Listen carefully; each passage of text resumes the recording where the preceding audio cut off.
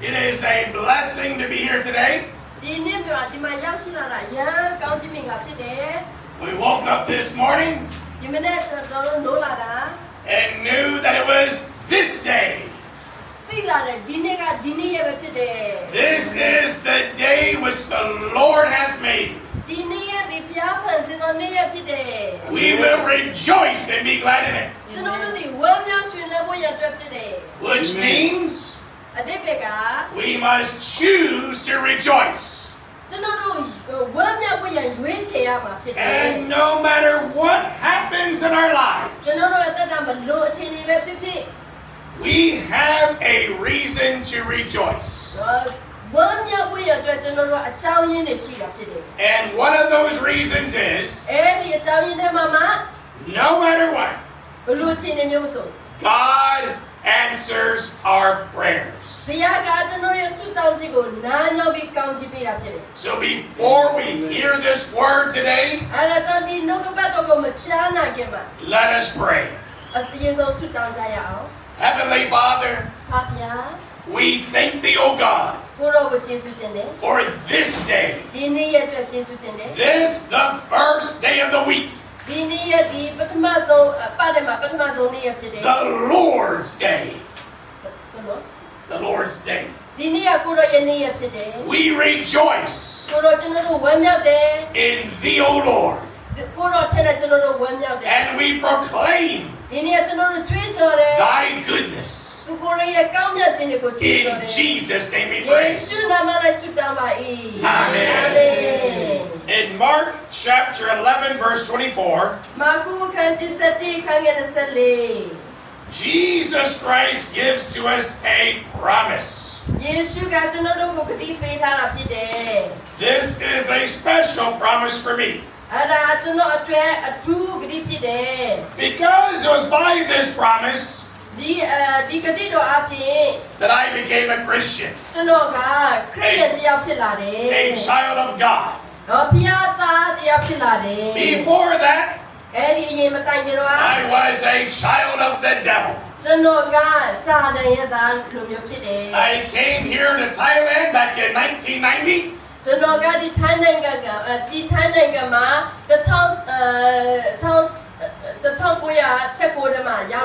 And I came here to fight.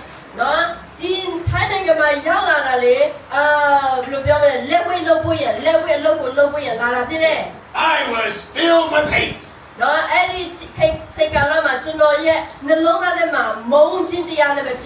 A child of the devil.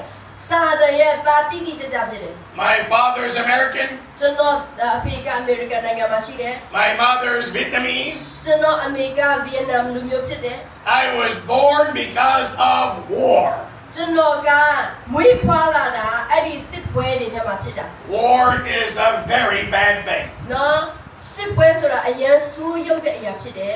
And because of war, I was born into hate. My mother, a Vietnamese, she hated the communists.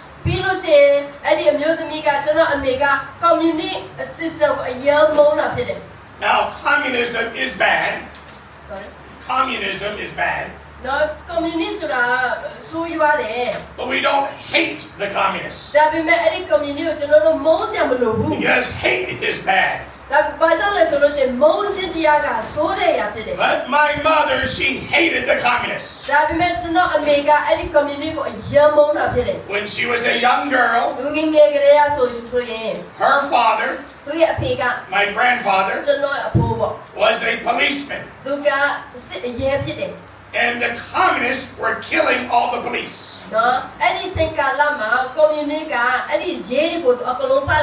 And while they were eating together, celebrating New Year, the communists came into their house and killed my grandfather. My mother loved her father. And under the table, Because the communists were killing everybody.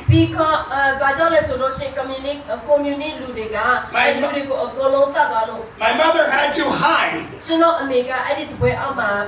and saw her father. He had been shot in the head.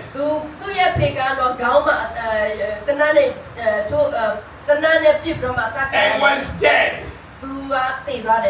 Then she was filled with hate. She joined the army to fight and kill the communists. She was filled with hate. And then my father, an American, went to Vietnam as a soldier, and he hated the communists. And my father and mother joined together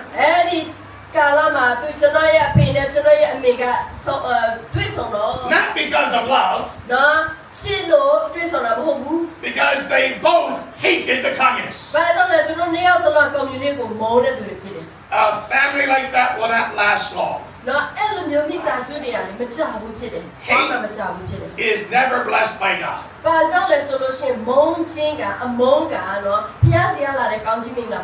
And when I was 5 years old, they divorced. And now I was in the middle. The Americans hated me because I'm half Vietnamese. And they just had war together. And the Vietnamese hated me because I'm half American. And they just had war together. So I was raised in hate. And used to enjoy hurting people.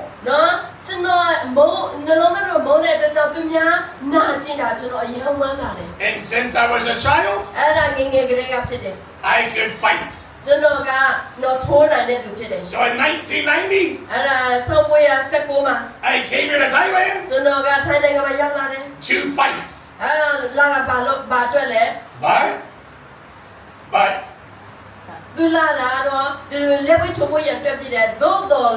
in Thailand, they do not hate me. They like us mixed people. They call us Lukhun.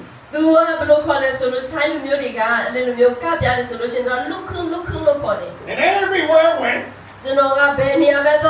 people love me. That's why I'm still here today. In Vietnam, they still hate us. In America, they hate us. And here in Thailand, they love us. And I'm still here today. But I came here to fight. Filled with hate. But in 1995, I was born again. I became a new creature in Christ. God's love came into my heart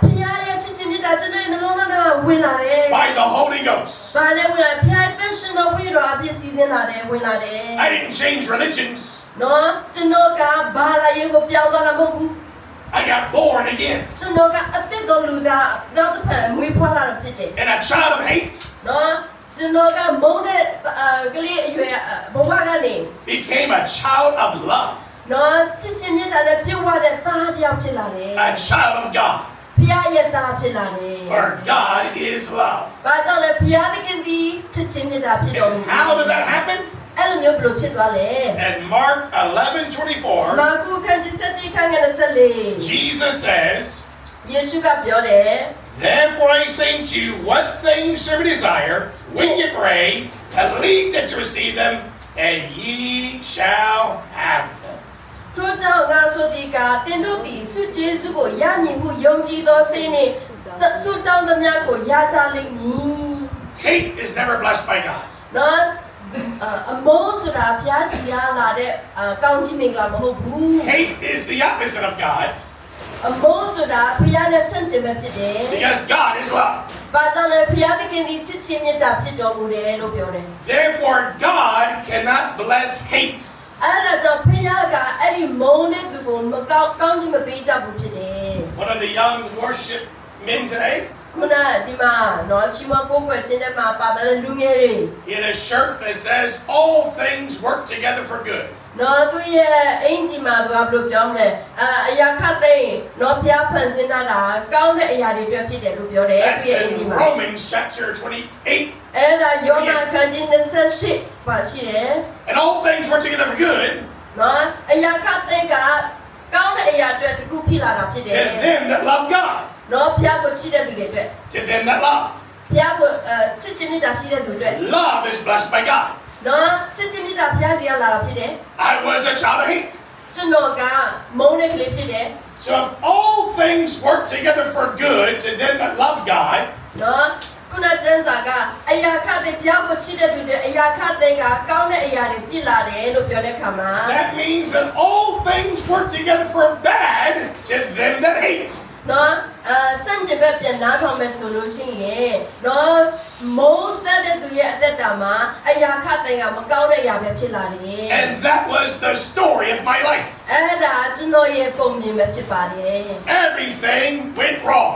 အရာခတ်တဲ့ကအကုန်လုံးကကမတွေဖြစ်သွားတယ် I was not blessed by God. ကျွန်တော်ကဘုရားရဲ့ကောင်းချီးမင်္ဂလာမခံစားရဘူးဖြစ်တယ် Finally, in 1995, နောက်ဆုံးတော့အဲ့ဒီ1995နှစ်မှာ I began praying to God. ကျွန်တော်ကဘုရားကိုဆုတောင်းလာတယ် And God began answering my prayer. ပြီးလို့ရှိရင်ဘုရားလည်းကျွန်တော်ရဲ့ဆုတောင်းတဲ့ကိုနားထောင်ပြီးကောင်းချီးပေးတယ် Why did I begin praying to God? ။ဘာကြောင့်ငါဘုရားကိုဆက်ပြီးဆုတောင်းလဲ Because nothing was working in my life. ။ဘာကြောင့်လဲကျွန်တော်ရဲ့အသက်တာမှာကြီးလာလို့ရှိရင်အကုန်လုံးကကမောက်ကမဖြစ်နေတယ် Everything was going wrong. ။အရာခတဲ့ဘာမှမဟုတ်တော့ဖြစ်နေတယ် I needed help. ။နော်ကျွန်တော်ကစုံတစ်ခုလိုအပ်နေတယ် Because I grew up in Thailand, ။နော်ကျွန်တော်ကထိုင်းနိုင်ငံမှာရောက်ပြန်မှာ I bowed down to many idols. နော်ဒီထိုင်းနိုင်ငံမှာရောက်လာတဲ့အခါမှာရုပ်တုတွေအများကြီးစီမှာကျွန်တော်ကသွားပြီးဘူးမျောတယ် But they did not help me. ။အဲ့ဒီရုပ်တုတွေကျွန်တော်ဘာမှမကူညီခဲ့ဘူးမကယ်ခဲ့ဘူး So I began praying to God. ။နောက်ဆုံးတော့ဘုရားကိုကျွန်တော်ဆုတောင်းလာတယ် And God began answering my prayers. ။ကျွန်တော်ဆုတောင်းတဲ့ရောက်ဘုရားကကောင်းကြီးပေးတယ်ဘုရားကပြည့်ပေးတယ် So I wanted to find this God ။အဲ့ဒါကြောင့်အဲ့ဒီချိန်ဆက်ပြီးကျွန်တော်ကစဉ်းစားလာတယ်ဘုရားကိုရှာမယ် who answers prayers. ။ငါရဲ့ဆုတောင်းကိုအပြည့်ပေးတဲ့ဘုရားကိုငါရှာမယ် I went to different places. ။ကျွန်တော်ကတခြားနေရာတချို့နေရာကိုကျွန်တော်လိုက်သွားတယ် The Buddhist temple, ။ဗါလေဒီဘုန်းကြီးကျောင်းကျွန်တော်သွားတယ် they had no answer. ။အဲ့ဒီဘုန်းကြီးကျောင်းမှာလည်းကျွန်တော်အပြည့်မရဘူး The mosque, ။ပြီးလို့ရှိရင်ပလီသွားတယ် they had no answer. ။အဲ့ဒီမှာလည်းကျွန်တော်အပြည့်မရခဲ့ဘူး So I asked God ။နောက်ဆုံးကျွန်တော်ဘုရားကိုဆုတောင်းတယ် to send somebody to me အဲ့ဒါဆိုလို့ရှိရင်ဘုရားကကျွန်တော်စီမတစုံတယောက်ကိုပို့ပေးဖို့ကျွန်တော်ဆုတောင်းတယ် tell me who he is, ပြီးလို့ရှိရင်ကျွန်တော်စီကိုအဲ့ဒီတစုံတယောက်အားဖြင့်ကိုတော့ကဘယ်သူလဲကျွန်တော်ကိုလာပြောဖို့ because I believe he's real. I believe he's real ဘာကြောင့်လဲဆိုတော့ကျွန်တော်ယုံကြည်တယ်အဲ့ဒီဘုရားကတကယ်အသက်ရှင်တယ်ရှိတယ် because he was answering my prayers. နော်ဘာကြောင့်လဲသူကျွန်တော်ရဲ့ဆုတောင်းခြင်းအဖြစ်ကိုသူကပေးတယ်လေ If somebody took me hostage, somebody kidnapped me, တကယ်လို့တစုံတယောက်ကကျွန်တော်ကိုပြန်ပြီးဆွဲမယ်ဆိုရင် and they tied me up, သူတို့ကကျွန်တော်ကိုချီနှောင်ထားမယ်ဆိုရင် and they put blindfold on my ကျွန် eyes, တော်ရဲ့မျက်စိကိုပိတ်ထားမယ်ဆိုရင် and every time I said I'm hungry, ကျွန်တော်ကစားတယ်လို့ပြောတာတဲ့ခါမှာ some food would go into my mouth. နော်အစားအသောက်ကျွန်တော်ရဲ့ပါးစပ်ထဲမှာဝင်လာတယ် Though I do not see them, ကျွန်တော်ကသူတို့ကိုမတွေ့တော့ညာလည်းပဲ I would believe somebody's in this room. နော်ကျွန်တော်ကမယုံဘူးဒီနေ့မှာတစုံတယောက်ရှိတယ်ဆိုတာ I began praying. ကျွန်တော်ကဆုတောင်းတယ် God began answering my prayers. ဘုရားကကျွန်တော်ရဲ့အဖြစ်ကိုပေးတယ် I could not see him, ကျွန်တော်ကသူ့မတွေ့ဘူး but I knew he's real. ကျွန်တော်သိတယ်သူရှိတ And ယ် I wanted to find him. ပြီးလို့ရှိရင်သူရှိတယ်ဆိုကျွန်တော်ယုံတဲ့အတွက်ကြောင့်သူ့ကိုကျွန်တော်ရှာခြင်းတယ် Not the God of religion, နော်ဒီလိုမျိုးဘာသာရေးဘုရားလိုမျိုးမဟုတ် That ဘူး God who can answer prayer. အပြည့်ပေးတဲ့ဘုရားကိုကျွန်တော်တွေ့ချင်တယ် So I prayed to him အဲ့ဒါကြောင့်သူ့ကျွန်တော်ဆုတော to င်းတယ် send somebody to me. သူတို့ကကျွန်တော်စီကိုပို့ပေးပါ A few days later, ငါအဲ့ဒီနောက်ပိုင်းမကြဘူးတရက် a တော့ man my age, အဲ့ဒီမှာလူငယ်တယောက်သူ့အရွယ်လိုမျိုးလူငယ်တယောက် half Thai, half Australian, သူကအဲ့ဒီလူငယ်ကတဝက်ကထိုင်းလူမျိုးတဝက်ကဩစတြေးလျလူမျိုးဖြစ်တယ် gave me a book သူကလာပြီးတော့မှစာအုပ်တော့လာပေးတယ် from Mark chapter 11, verse 24. အဲ့ဒီစာအုပ်ကဒီခုနကျွန်တော်တို့ဖတ်တဲ့မာကိုခန်းကြီး7ခန်းက24ထဲမှာ In which Jesus says အဲ့ဒါယေရှုကပြောတယ် that when we pray, ကျွန်တော်ဆုတောင်းလို့ရှိရင် we believe ကျွန်တော်တို့ယုံတယ် what we pray, ကျွန်တော်တို့ဆုတောင်းတဲ့ຢာကျွန်တော်တို့ယုံတယ်ဆိုရင် we shall receive. ကျွန်တော်တို့ကရရှိမယ် Jesus says ယေရှုပြောတယ် we shall have them. ကျွန်တော်တို့ကအဲ့ဒီဆုတောင်းတဲ့ຢာကိုရမယ်လို့ပြောတယ် That is a promise. အဲ့ဒါကဂတိတော်ဖြစ်တယ် 31 years. 30နှစ်တိုင်တိုင် I'm still preaching to everybody. နော်ကျွန်တော်ကအဲ့ဒီဂျာနယ်ပတ်တော်မှာလူတွေကိုတွေ့တိုင်းအဲ့ဒါကိုပြောပြတာဖြစ်တယ် God keeps his promise. ဘုရားကသူ့ရဲ့ဂတိကို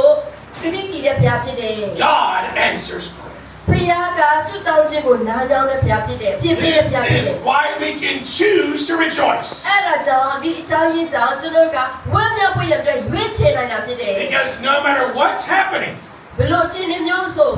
no matter what problems you go through, ပြဿနာဘလို့ပဲရင်ဆိုင်ရ God has promised ဘုရားကတည်တော်ရှိတယ် to answer our prayers ကျွန်တော်ရဲ့အပြည့်ကိုပေးဖို့ကျွန်တော်ရဲ့ဆုတောင်းခြင်းကိုဖြည့်ပေးဖို့ with one condition. One condition. တော့သူရဲ့အခြေခံတစ်ခုတော့ရှိတယ် You must believe. တို့တင်ဘက်ကမှာတော့ယုံကြည်ရမယ် The Bible says ကျမ်းစာကပြောတယ် we walk by faith ငါတို့ကယုံကြည်ခြင်းနဲ့ရှောက်လန်းတယ် and not by sight. မြင်ရတဲ့အပေါ်မှာရှောက်လန်းတာမဟုတ်ဘူး When you pray, သင်ကဆုတောင်းတဲ့အချိန်တိုင်း you must believe. သင်ကယုံကြည်ရမှာဖြစ်တယ် And when God answers prayer, နော်ဖခင်ကဆုတောင်းခြင်းကိုအဖြေပေးလာတဲ့အခါမှာ if you go by sight, သင်ကမျက်လုံးနဲ့မြင်ရတဲ့ຢာနဲ့သွားမယ်ဆိုရင် you will miss it. သင်ကလို့ပြောမယ်လွဲသွားမှာဖြစ်တယ် Here in this part of the world, ဒီနေရာမှာ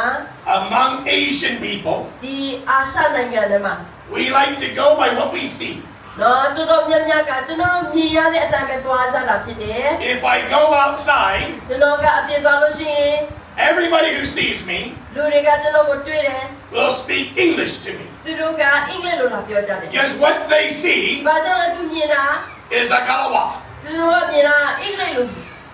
They will not believe သူတို့ကမယုံဘူး that I'm part Vietnamese. သူကကျွန်တော်က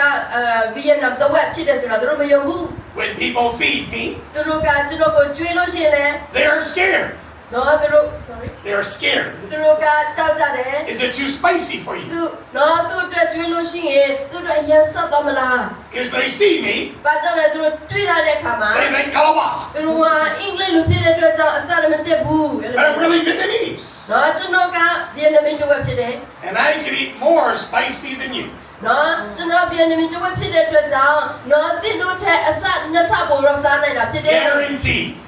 နော်အာမခံတယ် I went to one village, ကျွန်တော်ကဂျွာရီယာမှာသွားတယ်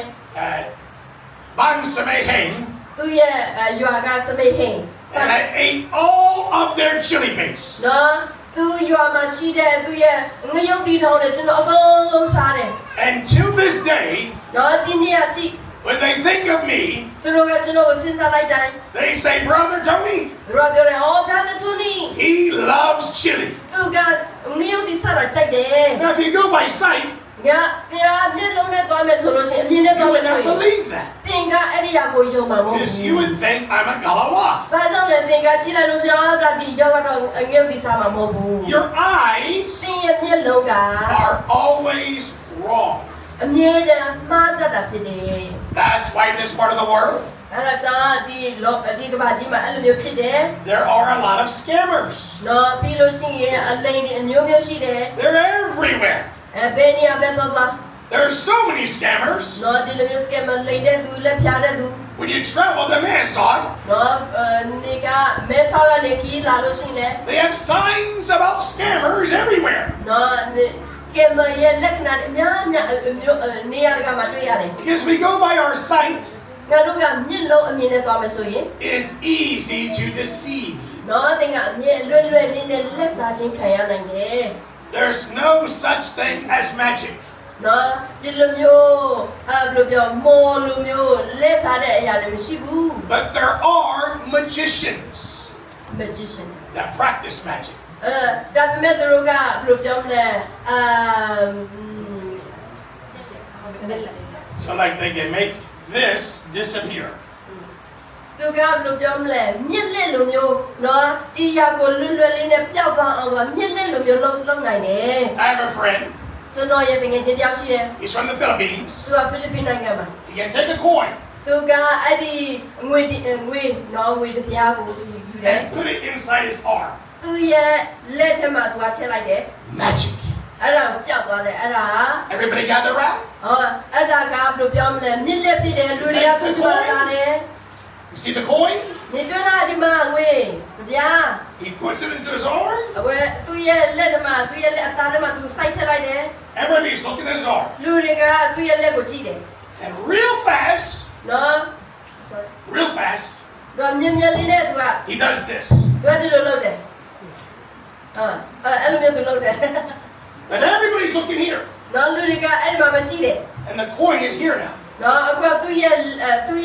ငွေကသူ့ရဲ့လက်ထဲမှာရှိနေတယ် And as he puts the coin into his arm, နော်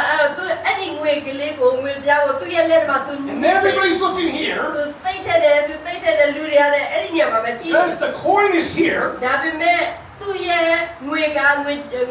လေးကသူ့ရဲ့လက်အထိပ်မှာရှိနေတယ် he'll put it into his ear. ပြီးလို့ရှိရင်သူ့ရဲ့နားထဲမှာသူထည့်လိုက်တယ် And then look,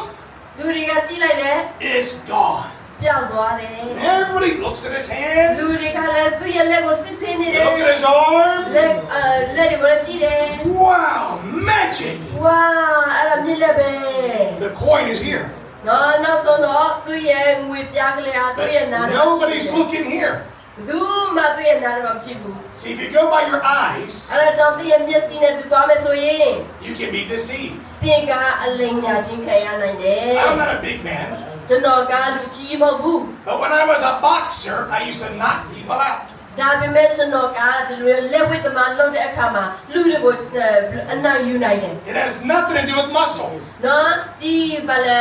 ဒီအကျွတ်သားနဲ့မဆိုင်ဘူးဖြစ်တယ် It has to do with the mind. အဲ့ဒါအတွေးခေါ်နဲ့ဆိုင်တာဖြစ်တယ် As we're boxing, နော်ဒီလိုမျိုးဘာလဲလက်ဝိထိုးတဲ့အခါမှာ hit him in the body. နော် sorry I hit the body. တော့လူရဲ့ခန္ဓာကိုယ်ကျွန်တော်ထိုးတယ် I look at the body. နော်အဲ့ဒီခန္ဓာကိုယ်ကျွန်တော်ကြည့်တယ် I hit it again. နောက်တစ်ခါပြန်ထိုးတယ် I look at the body, အဲ့ဒီခန္ဓာကိုယ်ကြည့်တယ် but I hit him in the head. နောက်တစ်ခါပြန်ထိုးတယ် Knockout. နော်ပြီးလို့ရှိရင်နောက်ဆုံးတော့အဲ့လူကနေသွားတ Because ယ် I trick the mind. ဘာကြောင့်လဲကျွန်တော်ရဲ့အတွေးခေါ်ကိုကျွန်တော်က I get the mind thinking I'm going to hit him in the body. sorry I get the mind thinking I'll hit him in the body. ကျွန်တော်ရဲ့တွေးထွန်းမှာဘလို့တွေးခိုင်းလဲဆိုလို့ရှိရင်ကျွန်တော်ကသူ့ရဲ့ခန္ဓာကိုယ်ကိုထိုးနေတယ်လို့ကျွန်တော်ရဲ့အတွေးခေါ်ကျွန်တော် train ပေးတာဖြစ်တယ် And when he thinks on the body, ကျွန်တော်ကဒီခန္ဓာကိုယ်ကိုတွေးတယ်ဆိုရင် and I hit him in the head, နော်ကျွန်တော်ကသူ့ရဲ့ခေါင်းကိုထိုးလိုက်တဲ့အခါမှာ he wasn't ready သူက ready မဖြစ်ဘူးစင်တယ်မဖြစ် and ဘူး he get knocked out. နောက်ဆုံးတော့သူကလဲချသွားတယ် Your eyes သင်ရဲ့မျက်လုံး will always deceive you. သင်ရဲ့မျက်လုံးအမြင်က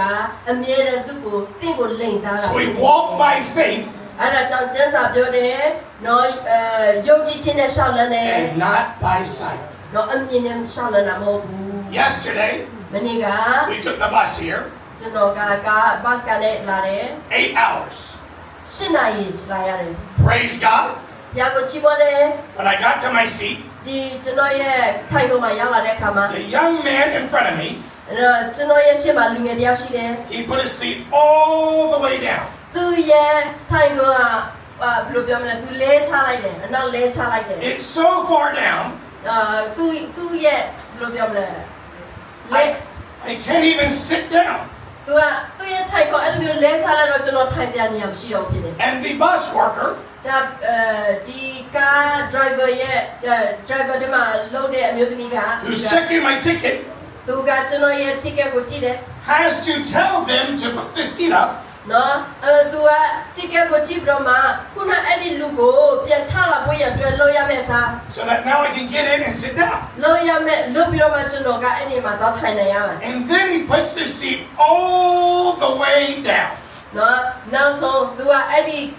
ဗာလေအဲ့ဒီထိုင်ကုန်ကိုသူကအကုန်လုံးပက်လက်နဲ့လဲချလိုက်တယ် His head is right here. နော်သူရဲ့ကောင်းကောင်းသူဗာလေသူရဲ့လက်ခေါင်းရှေ့မှာရောက်နေတယ် I cannot see my legs. ကျွန်တော်က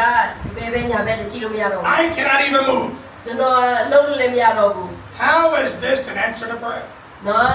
sorry How is this an answer to my prayer? နော်ဒီရကကျွန်တော်ရဲ့ဆုတောင်းခြင်းအဖြစ်ကိုဘလို့အဖြစ်ပေးမလဲ How is this how God blessed me yesterday? နော်ဒီရနဲ့ဖခင်ကကျွန်တော်ကိုဘလို့ကောင်းချီးပေးမလဲ If you go by sight, သင်ကအမြင်နဲ့သွားမယ်ဆိုရင် you would think, နေရာတွေ့မယ် what kind of person is this? ဒီလူကဘာလဲ Who sits like this on the bus? နော်ကားမှာဒီလိုမျိုးဘလို့ဖြစ်လို့ထိုင်ရလဲ On the whole bus, နော်ကားရဲ့သစည်းလုံးမှာ nobody else put the seat all the way back. ဘသူမှအဲ့လိုမျိုးပလက်ပြီးတော့မနေဘူး Some put it a little bit. နော် sorry Some people put it down a little တ bit. ချို့လူတွေကနည်းနည်းပါးတော့နည်းနည်းလေးလဲတယ်လေ They look behind them နော်ပြီးလို့ရှိရင်အနောက်ကဘလူရှိလဲဆိုတာအာနာပါနာနဲ့ကြီးကြတယ်လေ to make sure the person behind them is okay. သူရဲ့အနောက်မှာရှိတဲ့သူတွေလည်းမနစ်နာအောင်ကကြည့်တော့မှလုပ်တဲ့အထိုင်တယ်လေ But not this man. ဒါပေမဲ့ဒီလူကတော့မဟုတ် He ဘူး didn't care. သူကဘသူမှစိတ်မဝင်စားဘူး And he knew. သူသိတယ် Because the bus worker told them I could not even sit down. နော်ဘာကြောင့်လဲဆိုလို့ရှိရင်တော့ဒီဘတ်ကားထဲမှာရှိတဲ့အလုံးလုံးတဲ့လူတွေကဒီမှာအနောက်မှာလူတယောက်ထိုင်လို့မရတော့ဘူးဒီအဲ့လိုမျိုးမလုံးနဲ့ပြောတော့ညာလည်းပဲ He put it up. သူကပြန်မလာတယ် I sat down. တော့ကျွန်တော်ထိုင်တယ် He put it back down. နော်အဲ့လိုမျိုးကျွန်တော်ထိုင်ပြီးတာနဲ့အဲ့ဒီကလေးထိုင်သူကပြန်လဲလိုက်တယ်ပြန်ပါလိုက် Though he was as far as he could go, sorry he was as far as the chair could go back. နော်သူရဲ့ကလေးထိုင်ကိုပလက်လှုပ်လိုက်တဲ့ခါမှာ He would try to go even farther back during the trip. နော်ပြီးလို့ရှိရင်တလန်းလုံးမှာနော်ဒီထက်ပိုပြီးမှကြောက်လာအောင်သူကလှုပ်ချင်တယ် Who does that? အဲ့ဒါသူလှုပ်တာလေ And why me? အဲ့ဒါဘာကြောင့်လဲဖြစ်ရတာလဲ Nobody else on the bus had to go through that. ကားထဲမှာတကားလုံးကဘယ်သူမှအဲ့လိုမျိုးဖြစ်ဘူးငါကားမှာငါကလေးမှာအဲ့လိုဖြစ်တယ် Because God blessed me. ဘာကြောင့်လဲဖခင်ကငါ့ကိုကောင်းချီးပေးလို့ဖြစ်တယ် God answered my prayer. ဖခင်ကငါရဲ့ဆုတောင်းခြင်းကိုဖြေပေးတာဖြစ်တယ် You see, yesterday morning, မနေ့ပိုင်းမှာ before the bus ride, အဲ့ဒီကားမသွားခင်မှာ I prayed to God. ကျွန်တော်ဆုတောင်းတယ် I prayed to God to bless our bus ride. ကျွန်တော်ဆုတောင်းတယ်ဒီတော့ဘတ်ကားထဲမှာရှိတဲ့ကျွန်တော်နဲ့တူသွားမဲ့သူတွေအားလုံးဖခင်ရှင်ကောင်းချီးပေးပါလို့ကျွန်တော်ဆုတောင်းတယ် And how did I pray to God to bless our bus ride? နော်အဲ့လိုမျိုးကျွန်တော်ဘယ်လိုဆုတောင်းလဲဆိုလို့ရှိရင် I prayed ကျွန်တော်ဆုတောင်းတယ် that I would be able to read the Bible on the bus. ကျွန်တော်ကဒီဘတ်ကားထဲမှာထိုင်နေတဲ့ရင်းနဲ့ဖျားနှုတ်ကပတ်တော်ကိုဖားနိုင်ဖို့ရတဲ့ကျွန်တော်ဆုတောင်းတယ် Before it was easy. အရင်တော့ဆိုလို့ရှိရင်လွယ်တယ် The buses had no air conditioning. နော်အဲ့ဒီကားကနော်အဲကိုလည်းမရှိဘူး It would take all day long to travel. ဒီနေ့လုံးခီးသွားရတဲ့ကားထဲမှာ The seats are straight up. ပြီးလို့ရှိရင်သူထိုင်ကြလည်းတဲ့တဲ့ Back then, အဲ့ဒီအစားပြီး it was easy to read the Bible on the bus. အဲ့ဒီအချိန်မှာဆိုတော့ကျွန်တော်ကကျန်းစာကိုဘတ်ကားထဲမှာဖတ်ဖို့ရတဲ့လွယ်ကူတယ် But today, the bus is VIP. ဒါပေမဲ့ဒီနေ့ရဲ့နော်မနေ့ကနော်ဒီနေ့ရဲ့ဘတ်ကားက VIP ကားဖြစ်တယ် Big seats, နော် VIP ကားဆိုလို့ရှိရင်အကြီးကြီးပဲထိုင်တော့က air conditioned, ပြီးလို့ရှိရင် air conditioner ရှိတယ် very comfortable. နော်တက်တောင့်တက်စိတ်ကြကြနေလို့ရတယ် That's very hard to read your Bible. ဒါပေမဲ့ကျန်းစာဖတ်ဖို့ရတဲ့ရခက်တယ် But I had prayed ဒါပေမဲ့ကျွန်တော်ဆုတောင်းနေ yesterday morning မနေ့ကမနေ့ပိုင်း that God would bless our bus ride. ဖ ရားကကျွန်တော်တို့ရဲ့သွားမဲ့ဘတ်ကလန်ကီကိုဖျားကောင်းကြီးပေးဖို့ကျွန်တော်ဆုတောင်းနေတယ် That I'm going to read my Bible on the bus. အဲဒီဘတ်စမှာတလန်လုံးမှာပြန်နှုတ်ကပတ်တော်ကိုဖတ်နိုင်ဖို့အတွက်ကျွန်တော်ဆုတောင်းနေတယ် It's so important to read the Bible. ကျမ်းစာဖတ်ခြင်းကအရင်အရေးကြီးတဲ့အရာဖြစ်တယ် But how hard it is to do today. နော်အဲ့ဒီဒါပေမဲ့အဲ့ဒီအရာက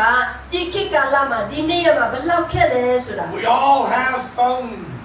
ကျွန်တော်တို့ကဖုန်းတွေရှိကြတယ် It's so easy to look at the phone. အရင်လွယ်တယ်အဲ့ဒီဖုန်းတွေမှာကြည့်ဖို့ There's so much to watch. နော်ပြီးလို့ရှိရင်အဲ့ဒီဖုန်းတွေမှာကြည့်ဖို့မြင်ဖို့လွယ်တယ် There's so much to look at. ပြီးလို့ရှိရင်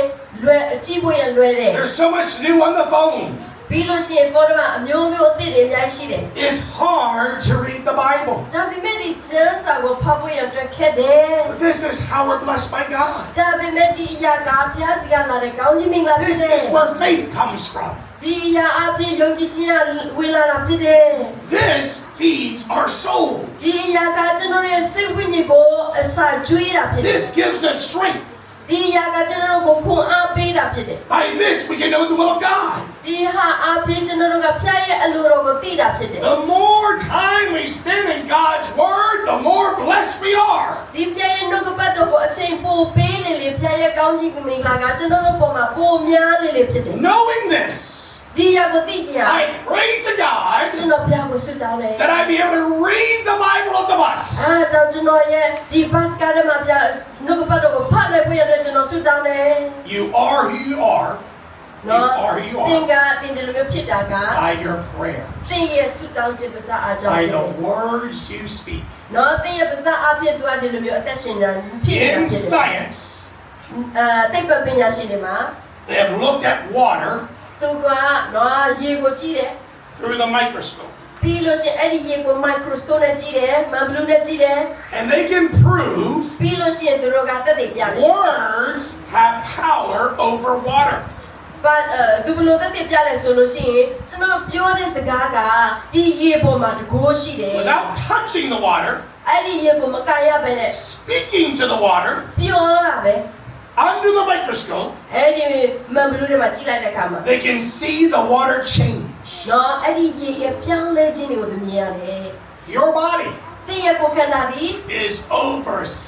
70% water. သင်ရဲ့ကိုယ်ခန္ဓာထဲမှာ90%ရာခိုင်နှုန်းကရေဖြစ်တယ် Your words သင်ရဲ့ပါးစပ်သင်ရဲ့စကားသည် affects your body. သင်ရဲ့ခန္ဓာကိုယ်ပေါ်မှာသက်ရောက်မှုရှိတယ် Your physical well-being သင်ရဲ့နေထိုင်မှုကျန်းမာရေးသွားလာနေထိုင်မှုအရာအလုံးက is proven by science နော်အဲ့ဒါသိပ္ပံပညာရှင်နဲ့သက်သေပြတယ် by the words you speak. သင်ပြောခြင်းအပေါ်မှာသင်ကခံစားနေရတာတွေ့ကြုံနေရတာဖြစ်တယ် Who you are သင်ဘယ်လိုဖြစ်လဲ is based on what you pray. နော်အဲ့ဒီအရာကဘယ်ကနေဖြစ်လဲဆိုလို့ရှိရင်သင်ရဲ့ဆုတောင်းခြင်းပေါ်မှာ And what ဖြစ်တာဖြစ် you're တယ် saying. သင်ဘာပြောနေလဲ So I pray to အဲ့ God ဒါကြောင့်ဘုရားကိုကျွန်တော်ဆုတောင်းတယ် that I'll be able to read the Bible on the bus yesterday. နော်ဒီနေ့မှာဆိုလို့ရှိရင်တလန်းလုံးဘတ်ကားထဲမှာကျွန်တော်ကျန်းစာကိုဖတ်မယ် And 8 hours 8 နာရီတိတိ I was able to read the Bible. ကျွန်တော်ကအဲ့ဒီကျန်းစာကိုဖတ်နိုင်တယ် Could not sleep. နော်အဲ့ကကူ I could not look at my phone. ကျွန်တော်ရဲ့ဖုန်းနဲ့ကျွန်တော်မကြည့်ဘူး I couldn't do anything else. ကျွန်တော်တခြားရဘာမှမလုပ်ဘူး I couldn't even use the bathroom. ကျွန်တော်အိမ်သာတော့မတက်ဖြစ်ဘူး Yes, that man. နော် sorry That man in front of me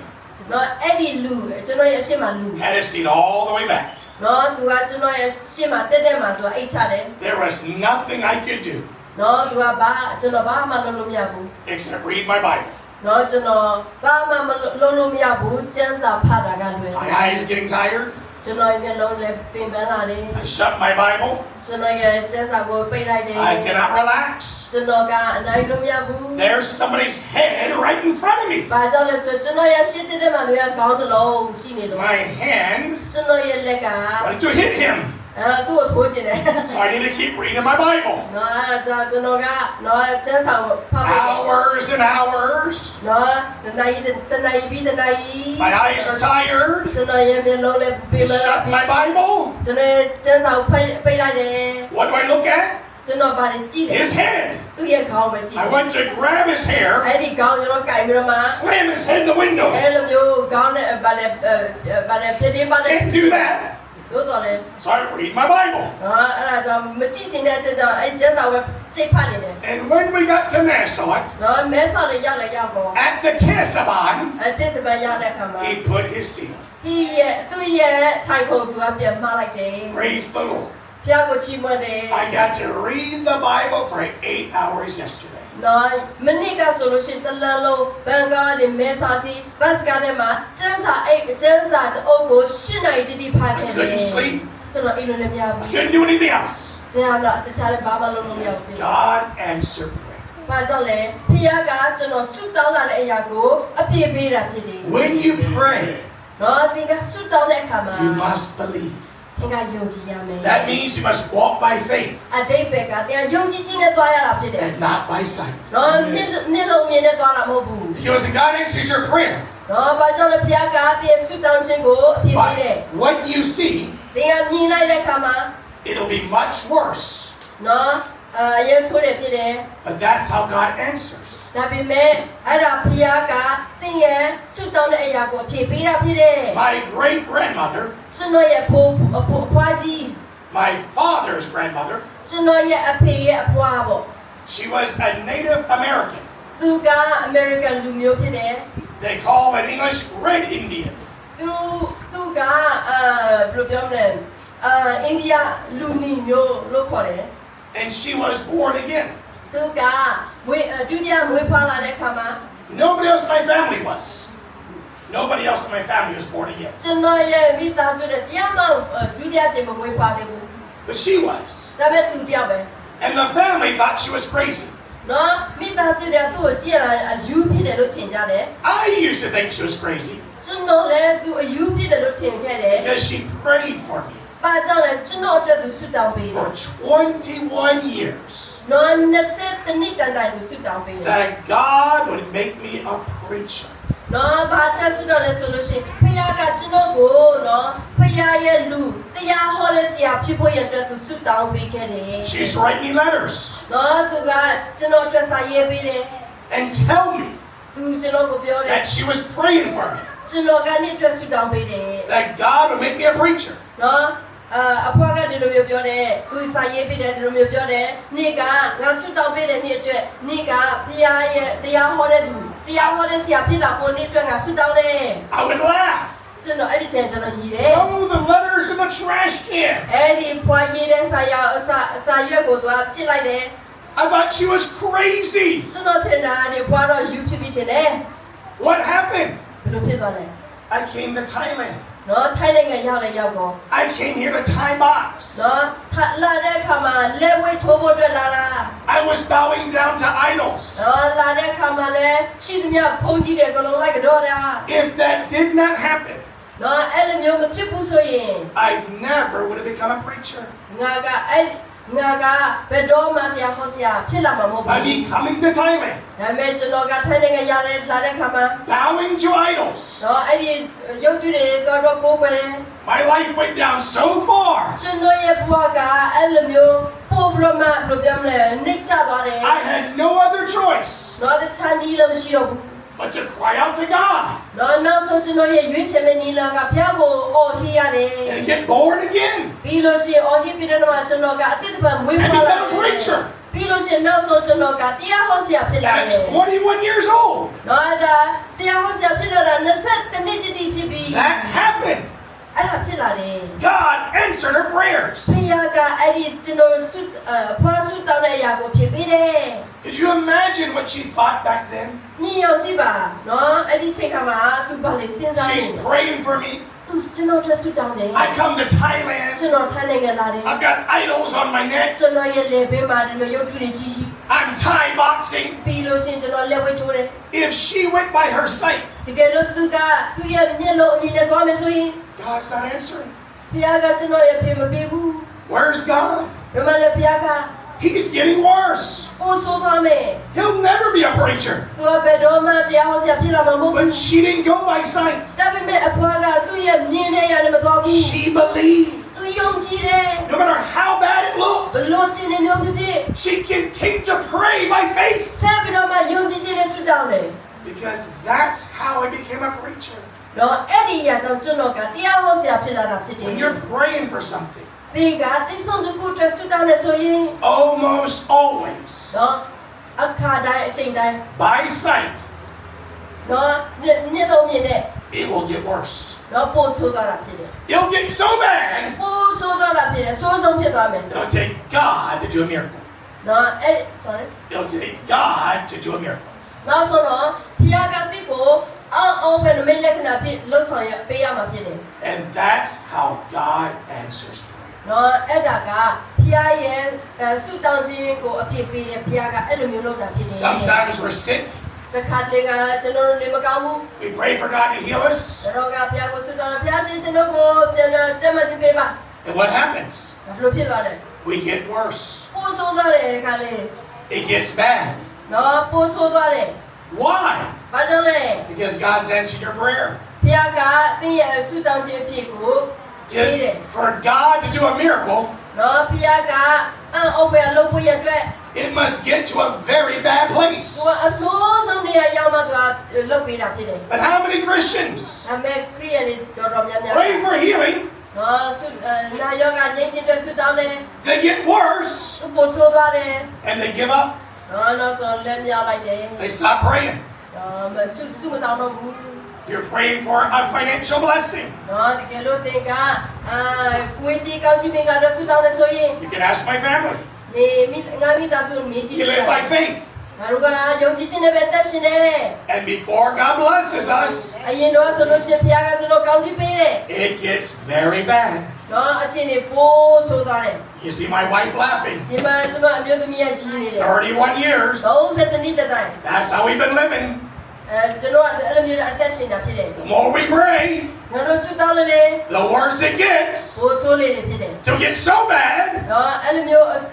အရင်ဆိုတဲ့ချိန် then a miracle comes. အဲ့ဒီအရင်ဆိုတဲ့ချိန်မှာဆိုလို့ရှိရင်အအောက်ဖွဲ့တွေဝင်လာ How God works. အဲ့ဒါဘုရားအလုံးလုံးတာအဲ့လိုမျိုးဖြစ်တယ် So when you pray, အဲ့ဒါကြောင့်ပြန်ဆုတောင်းတဲ့အခါမှာ you must walk by faith. သင်ကယုံကြည်ခြင်းနဲ့သွားရမှာဖြစ်တယ် You cannot go by sight. သင်ကနှစ်လုံးမြင်နဲ့သွားလို့မရဘူး You must continue to have faith in God. သင်ကတော့ယုံကြည်ခြင်းနဲ့အမြဲတမ်းတော့ဘုရားကိုချီးမွမ်းရမှာဖြစ်တယ် No matter how bad it gets, အချင်းတွေဘယ်လိုပဲဆိုဆို no matter how worse it gets, ဘယ်လိုပဲနေချ keep on believing. ဆက်ပြီးတော့ယုံကြည်ဖို့လိုအပ်တယ် Keep on praying. ဆက်ပြီးတော့မှဆုတောင်းဖို့လိုအပ်တယ် And you'll see God do miracle after miracle. အဲ့လိုမျိုးလုံးမသာသင်ကဘုရားရဲ့အံ့ဩဖွယ်နမိတ်လက္ခဏာတစ်ခုပြီးတစ်ခုတွေ့လာရမှာဖြစ်တယ် It takes faith in God. အဲ့ဒါပါလေတော့ဘုရားထဲမှာယုံကြည်ခြင်းပဲလိုအပ်တယ် And this is why အဲ့ဒီအရာကြောင့် today ဒီနေ့မှာ and every day နေ့တိုင်းမှာ we have a reason to rejoice. ကျွန်တော်တို့ကဝမ်းမြောက်ဖို့ရအတွက်အကြောင်းရင်းတွေရှိတာဖြစ်တယ် God has answered prayer. ဘုရားကဆုတောင်းခြင်းအဖြစ်ကိုပေးတယ် But Brother Tony, ဒါပေမဲ့ brother Tony ရဲ့ you don't understand နေရာနားလည်းမမဟုတ်ဘူး how bad it's getting. ဟာအချင်းရဘယ်လောက်ဆိုးရလဲမသိဘူး It's getting worse. ဆိုးနေတယ် God's answered. ဘုရားကအဖြစ်ပေးတယ် It'll get so worse နော်အချင်းတွေအရင်ဆိုတဲ့အချိန်မှာ that a miracle will take place. ဟာအဲ့ဒီအချိန်ကမှအံ့ဩဖွယ်တွေဖြစ်လာမှာဖြစ်တယ် The Bible ဘယ်နှုတ်ကပတ်တော်က is the book of miracles. ဒီနှုတ်ကပတ်တော်ဒီကျမ်းစာကနမိတ်လက္ခဏာဖြစ်တယ် And every miracle in the Bible ဒီကျမ်းစာထဲမှာရှိတဲ့နမိတ်လက္ခဏာတွေကအံ့ဩဖွယ်တွေက all had a problem. နော်ဒီအံ့ဩဖွယ်တွေအားလုံးရဲ့မတိုင်ခင်မှာကျတော့ပြဿနာတွေရှိတယ် Without a problem, ပြဿနာမရှိရင် no miracle. နမိတ်လက္ခဏာအံ့ဩဖွယ်မရှိဘူး The bigger the problem, နော်ပြဿနာကြီးတယ် the bigger the miracle. အံ့ဩဖွယ်နမိတ်လက္ခဏာကြီးလေပဲဖြစ်တယ် When we have faith in God, sorry when we have faith in God, ကျွန်တော်တို့ကဘုရားထဲမှာယုံကြည်ခြင်းရှိတယ်ဆိုရင် and we don't walk by sight, ကျွန်တော်တို့ကဒီမြင်နဲ့မသွားဘူးဆိုရင် we walk by faith in God, ယုံကြည်ခြင်းဘုရားထဲမှာယုံကြည်ခြင်းနဲ့သွားမယ်ဆိုရင် the bigger the problem, ပြဿနာကြီးလေ the happier we get. ကျွန်တော်တို့ကပိုတော့ဝမ်းမြောက်နိုင်တယ်လေ Because Because we're going to experience a big miracle. ဘာကြောင့်လဲဆိုလို့ရှိရင်ကျွန်တော်တို့ကကြီးမားတဲ့အောက်ပဲနမလက္ခဏာကိုရင်ဆိုင်ကြုံတွေ့ရဖို့အတွက်ဆက်လုပ်ရှားတာဖြစ်တယ် If we believe. ကျွန်တော်တို့ယုံကြည်တယ်ဆိုရင် Don't give up. အဲ့ဒါကြောင့်စိတ်ဓာတ်မချနဲ့ Whatever it is you pray, သင်ပါတယ်ပဲဆုတောင်း keep on believing. ဆက်ပြီးတော့မှယုံကြည်ပါ Like my great grandmother, ကျွန်တော်ရဲ့အဖွားလိုမျိုးပဲ 21 years she prayed for. 20နှစ်တည်းကျွန်တော်အတွက်ဆုတောင်းပေးခဲ့တယ် She never gave up. သူဘယ်တော့မှလက်မလျှော့ဘူး I got worse and worse. ကျွန်တော်အခြေအနေကဆိုးပြီးဆိုးတဲ့ဖြစ်သွားတယ် Became an impossible situation. နောက်ဆုံးလည်းဘလို့မှလုံးလို့မရတဲ့အချိန်ရောက်လာတယ် But she didn't give up, ဒါပေမဲ့ကျွန်တော်ဖွာလုံးဝလည်းစိတ်မလျှော့ဘူး and it's the same for you. တော့သင်ရဲ့ဒီနေ့သင်ဒီလေအဲ့လိုမျိုးပဲ Whatever you're praying for, သင်ပါတယ်အတွက်ပါတယ်ဆုတောင်းလေ if you don't give up, သင်ကလက်နဲ့မချဘူးသူကလက်မ if လျှော့ဘူးဆို you ရင် keep believing, သင်ကဆက်ပြီးတော့ယုံကြည်မယ်ဆိုရင် you will receive answers. သင်ဆုတောင်းတဲ့အရာသင်ရရှိလာမှာဖြစ်တယ် Let us pray. ဆုတောင်းမယ် Heavenly Father, ပါဗျာ we thank thee for this church, ဒီအသင်းတော်အတွက်ကိုရောကိုကျေးဇူးတင်တယ် for this day, ဒီနေ့အတွက် and everyone here, ဒီမှာရှိတဲ့သူတွေအားလုံး that today ဒီနေ့မှာ we may have faith in thee. ကိုရောထဲမှာကျွန်တော်ယုံကြည်ခြင်းရှိတယ် Help us, O God, ဖဗျာရှင်ကျွန်တော်တို့မဆာပါ to walk by faith ယုံကြည်ခြင်းနဲ့သွားတတ်ဖို့ရ and မဆာ not by sight, အမြင်နဲ့သွားတာမဟုတ်ပဲ to နဲ့ see thy glory, ကိုရောရဲ့ဘုန်းတော်ကိုမြင်တွေ့ to ရအောင် see thy goodness. ကိုရောရဲ့ကောင်းခြင်းတွေကိုမြင်တွေ့ရအောင် In Jesus' name ယေ we ရှု pray. နာမ၌ဆုတောင်းပါ၏ Amen. အာမင်